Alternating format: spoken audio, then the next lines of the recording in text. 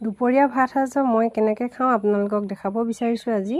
এইফালে আলু বইল আৰু এইফালে কুন্দুলি বইল, কেইটামান কুন্দুলি দি দিছোঁ। এইফালেদি তিতা কৰলা আৰু এইফালেদি এইটো বীজ জলকীয়া লৈ লৈছোঁ আৰু এইফালেদি ভেন্দি বইল। দুপৰীয়া সাজতো বইল খাওঁ সদায়।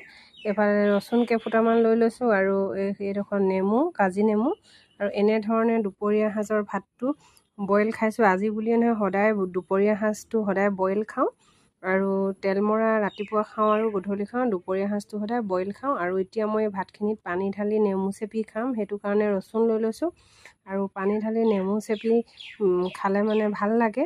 গৰম বুলিয়ে নহয়, ঠাণ্ডা হ'লেও আপোনালোকে যদি পানী ঢালি খায়, এনেকৈ বইল বনাই বহুত ভাল লাগে। গতিকে ভাবিলোঁ আজি আপোনালোকৰ আগত মই অকণমান দেখাই দিওঁ বুলি। আৰু এইফালেদি কাম কৰি আছোঁ, এইফালে কাপোৰ চিলাই আছোঁ, গোটেই অৱস্থা নাই। এইটো মেচিন,